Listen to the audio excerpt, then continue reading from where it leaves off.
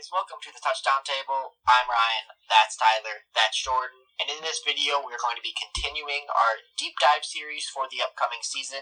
This time we're diving deep into the Denver Broncos. Who'd like to get us started? Yeah, so basically this series is something where we just talk about each team, go into the roster, and their expectations for that. So I do want to say now, if you want us to do one of these for your team, just let us know in the comments section, and we will do that as soon as we possibly can. So we're going to start off with talking about their draft. I know Jordan's working on pulling that up right now, but their first two picks were both receivers, which might not have been what people expected. But in the first round, they went with Jerry Jeudy. In the second, they went with KJ Hamler. Let's talk about that receiving core as a whole, first off, because it's probably going to be one of the better in the league if it lives up to the expectations. Well, I say we hold off on talking about the receiving core until we get to the offense. So I would just go through the draft first, and then we'll get to that once we start talking about all that offense and stuff, just so we're in that whole mood. But you're right. You did mention the first two picks, KJ Hamler and Jerry Jeudy, two very, very good wide receivers. You said you had him at 2 and 5, I believe. Yes, that's right. In your rankings, Jerry Jeudy is my number 2 receiver, and KJ Hamler is my number 5 receiver. Yep. Jerry Jeudy fell to the Broncos. They were not expecting him to still be on the board. They took him over CeeDee Lamb, which is what I would have done. I had Jerry Jeudy as my number 1 wide receiver. And then they also went KJ Hamler in the second round. A smaller guy, maybe a bit underrated because of that, but he tracks the ball beautifully. I think he's going to be a great wide receiver for the Denver Broncos. Yeah, both of them, I think, are going to be great wide receivers for the Denver Broncos. Mm-hmm. Yeah, and you look at those two picks right there. I mean, it kind of catches you off guard because you think of them as a defensive-minded team with Vic Fangio, obviously former defensive coordinator for the Bears, defensive-minded guy. Back when they made their Super Bowl run in the year Super Bowl 50, they were more of a defensive-minded team as Peyton Manning was at the back end of his career. So it definitely kind of signals kind of a new era in Denver as of, okay, we finally got our quarterback in Drew Lock after 3 years of just, going through guys like Brown style.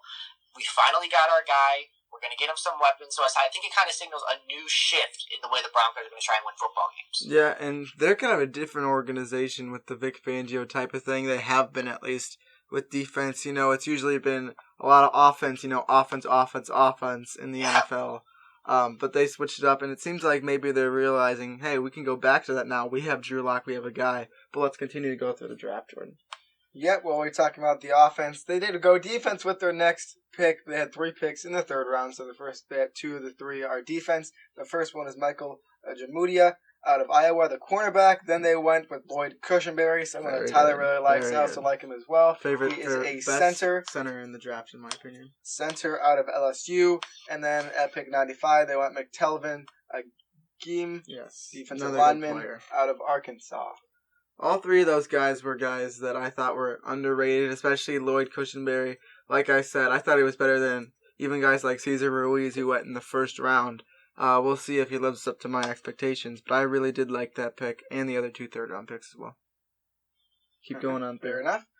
Next pick, this is someone that is familiar to Drew Lock, as he's also coming from Missouri. It is Albert, I'm not going to say his last name, Alberto. Tight end from Missouri, so he gets to go and play with... Yeah. Sure. I think that's it. Alberto, Alberto. I don't know. Yeah. So he gets to go and join his former quarterback in Denver. Ryan, I know you have some thoughts on that. Yeah, I really like this addition that Denver made in, I think, the fourth round.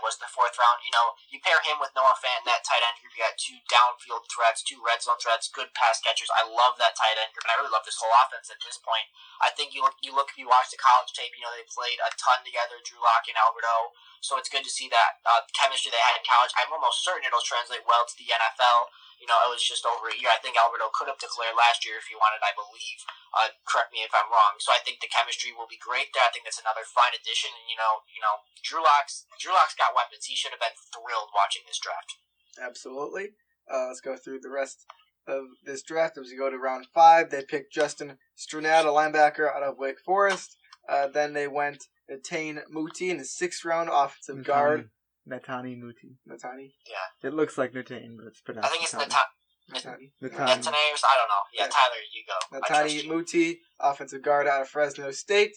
Then they went another wide receiver, Tyree Cleveland, out of Florida. I think he'll be more of a special teams guy, maybe a kick returner. I know he's got some speed.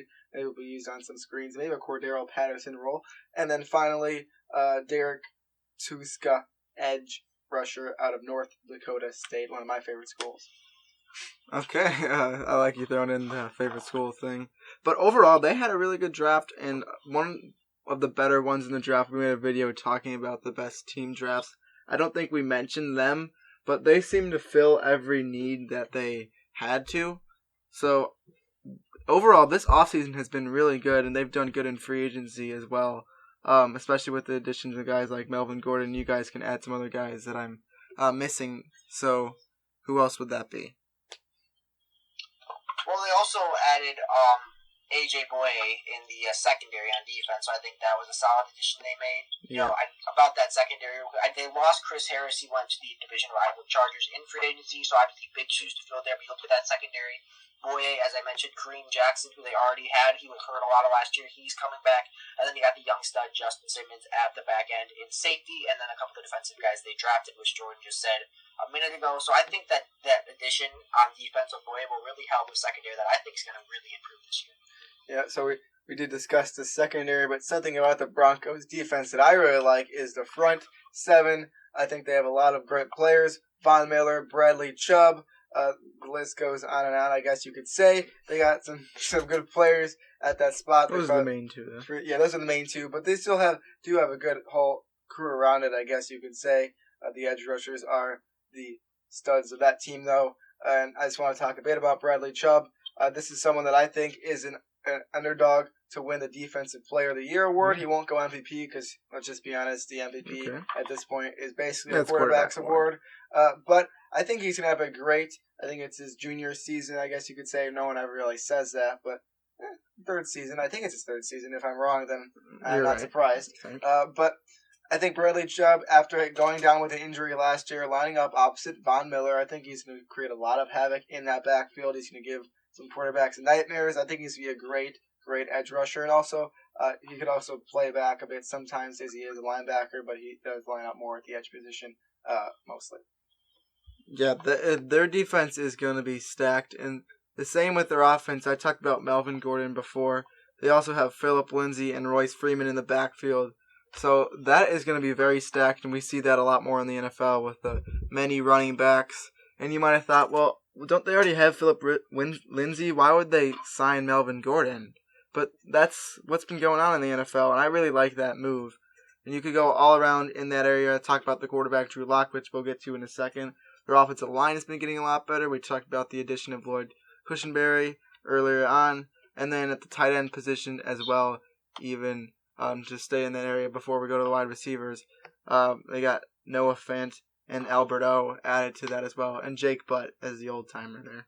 And I just wanted to jump back real quick to the running back position, then we'll jump to wide receivers because that's very important with the Broncos, especially at this point. We'll also do some Drew Lock talk, which is extremely important with the Broncos. But I just want to mention something about Melvin Gordon because he actually would have been offered more money to stay with Los Angeles. I think they were offering him more money, but with all the holdout problems last year about them not giving, he's upset, exactly. So he's like, you know what, I'm going to go to a division rival. I'm going to play against you twice a year. I'm going to beat your butts twice a year. At least that's what he's hoping to do. And he's going to take less money doing that just so he can play his former team twice a year.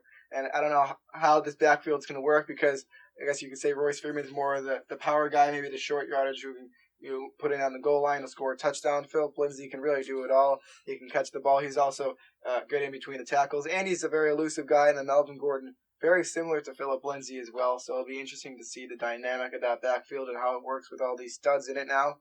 But we're speaking of studs. Let's go to the wide receivers on this team, and we'll finish off with Drew Lock because that's very important. But wide receivers, one of you guys take it away.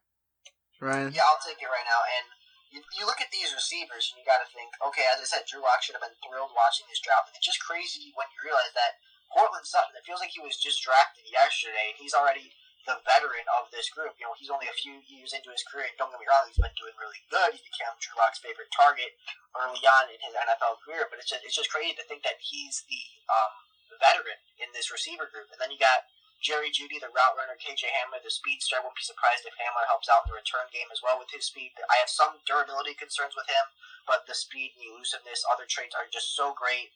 The offensive line is improving, and I think that'll help Drew Lock be able to find these receivers, especially kind of with the vertical passing game. I think the offensive line improvement will be reflected in an improvement in the vertical passing game because, Drew Lock's got that rocket arm. Just Garrett Bowles needs to stop holding every other play. But other than that, the offensive line is improving, and I think these receivers are great, and I think Drew Lock's going to have some fun with these guys. That was fun as a Bears fan to watch Garrett Bowles hold against them in Week 2 when we played them. That was the game. That's right. That was a very emotional game for me. Yeah, that was crazy. The game winner. Thank you, Eddie Pinheiro. At least that time. Yeah, not against the Chargers. Before you start talking, I just wanted to say one more thing about my guy on this team. Ryan talked him up earlier. Obviously, they got Jerry Jeudy, KJ Hamler, but the veteran, as Ryan put it, only in his second year, but the veteran now on this wide receiver core is Courtland Sutton. He had a phenomenal year last year. Even when Drew Lock wasn't playing, he had some great catches. He was underrated because the Broncos were not really looked at as that good, at least not until the end of the season when Drew Lock came in. So I think Courtland Sutton is going to be very, very good. I think he's going to be one of the better receivers in the league. Watch out for Courtland Sutton. And hey, fantasy players, I'm going to say it right now, Courtland Sutton might be an underdog pick.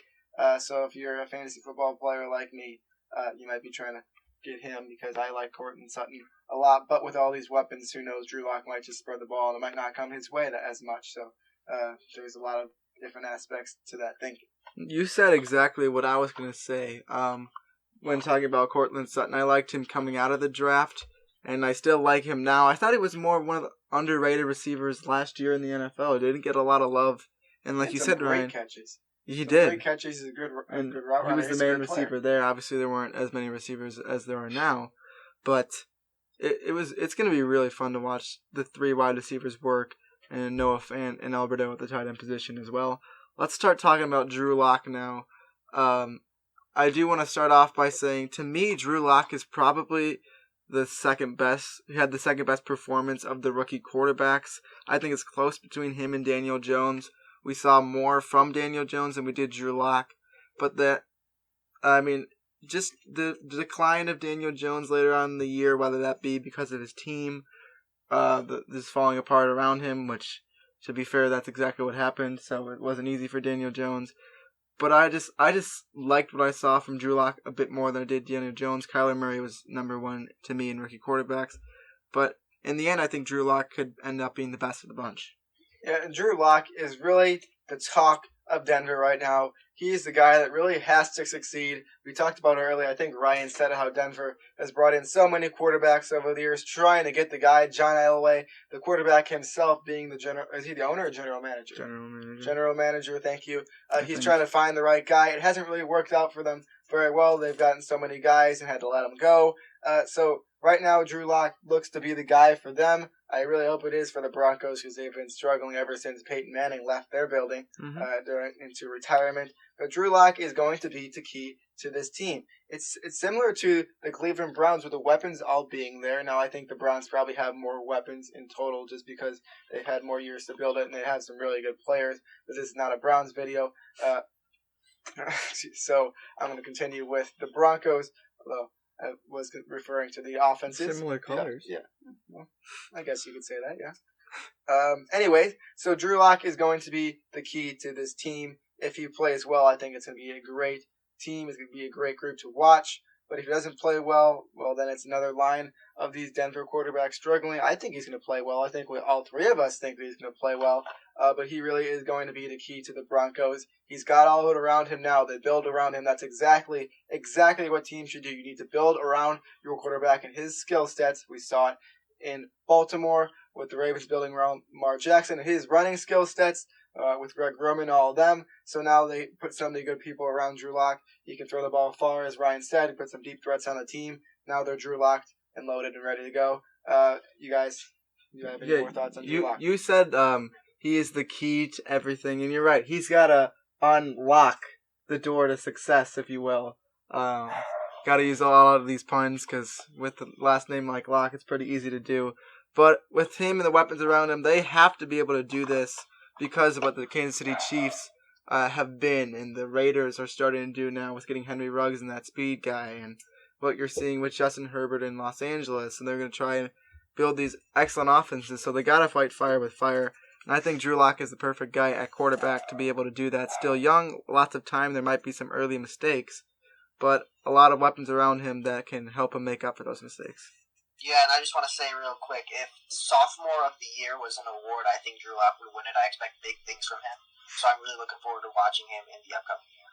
Yeah, I could be very close to agreeing with you, but let's give some record predictions here. Hold on, I just have one funny thing to say real quick. Okay. You were talking about the Lock puns. Well, I just thought of something, and I thought I would bring it up. Is it John Locke?